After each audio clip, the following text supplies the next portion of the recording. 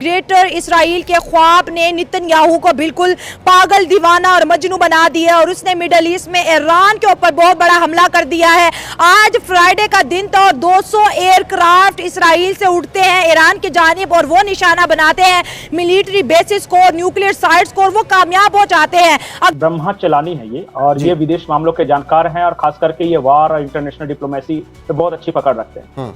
उन्होंने एक सवाल किया है और मैं चाहूंगा कि दर्शक भी उस सवाल का जवाब दें।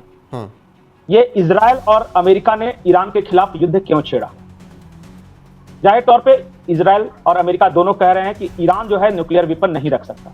अगर हम इसराइल के मोसाद एजेंसीज की बात करें तो भाई ये एजेंसी बड़ी स्मार्टली जो है ईरान के अंदर उनके गली मोहल्ले कोचों में काम करती हुई दिखाई दे रही हैं और इस एयर स्ट्राइक के अंदर ईरान के मिलिट्री चीफ मारे जाते हैं और 6 न्यूक्लियर साइंटिस्ट को भी मारा जाता है। नेतन्याहू बयान देते हैं कि हमने इस वजह से किया क्योंकि कुछ ही महीनों में ईरान न्यूक्लियर पावर बनने जा रहा होता। अगर ईरान के पास एटम बम आ जाता है तो इसराइल के साथ साथ पूरी दुनिया के लिए बहुत बड़ा खतरा है। लेकिन क्या अमेरिका सचमुच किसी मुस्लिम देश के पास न्यूक्लियर वेपन नहीं चाहता था? और इसके जवाब में ब्रह्मा चलानी ने 1 जून 1998 का न्यूयॉर्क टाइम्स का एक लिंक शेयर किया है, जो कि मैं कमेंट सेक्शन में डाल देंगे आप उसको, और वो जरूर पढ़ना चाहिए जी। न्यूयॉर्क टाइम्स ये दावा करता है कि पाकिस्तान में जो न्यूक्लियर बम है वो अमेरिका के सहयोग से दिया गया है। इंडिया जो है पाकिस्तान का पड़ोसी है और नेतन्याहू का बेस्ट फ्रेंड है, तो ये पॉलिटिकली अगर देखा जाए तो इस खित्ते के अंदर किस तरह वॉर जैसी सूरत हाल हमें बनती हुई नजर आ रही है। और पाकिस्तान आज न्यूक्लियर पावर नहीं होता अगर अमेरिका नहीं चाहता, और बाकायदा उस आर्टिकल में डेट, तारीख, समय के साथ सारा कुछ वर्णन है। मैं चाहूंगा कि दर्शक कमेंट सेक्शन में जाके उस आर्टिकल को एक बार पढ़ें जरूर, जो ब्रह्मा चलानी ने ट्वीट किया है। न्यूयॉर्क टाइम्स का आर्टिकल है 1 जून 1998। ठीक। अब दुनिया भर में सिर्फ मुसलमान ही क्यों जलील होते हैं? जी, उसकी वजह यह है कि हमें मुस्लिम जो कि उसकी डेफिनेशन नहीं पता कि उसकी डेफिनेशन क्या है। हमें इत्तेहाद करना चाहिए। फर्स्ट ऑफ ऑल ये है कि हमें एक दूसरे मिलजुल के सारे मुसलमान जो ममालिक हैं उनको बैठना चाहिए और इस टॉपिक पे डिस्कशन करनी चाहिए, क्योंकि इसराइल का जिस पे दिल करता है वो हमला करते हैं।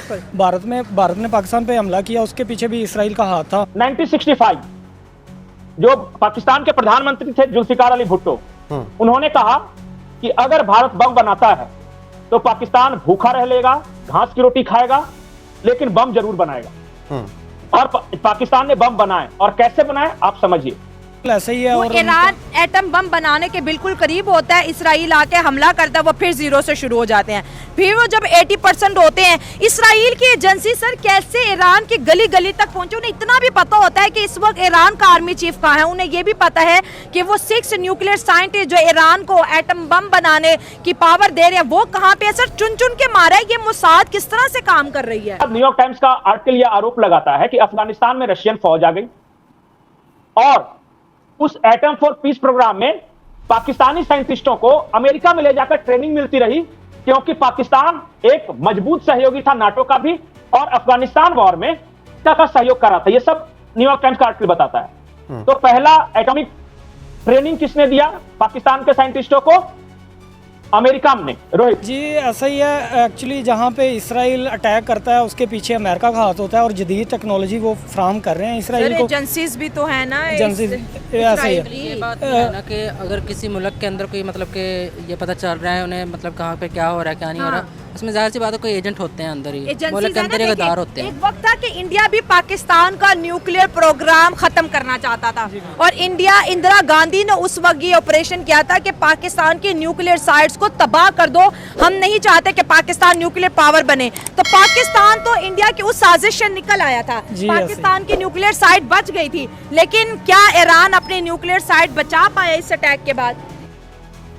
अमेरिका ने सबसे पहले ट्रेनिंग दी, और वो ट्रेनिंग कब तक जारी रही? 1971 तक। 1971 में पाकिस्तान के टुकड़े हो गए, बांग्लादेश अलग बना, पाकिस्तान अलग बना, और उसके बाद अमेरिका ने सैंक्शंस लगाए पाकिस्तान पे। थोड़े से वक्त के लिए वो पीछे हट गया, और फिर 1979 जब आया, यानी महज 6-7 सालों बाद 3.3 बिलियन, उस वक्त के हिसाब से सोचिए 1979 में 3.3 बिलियन डॉलर दिए गए पाकिस्तान को। और किस लिए दिए गए?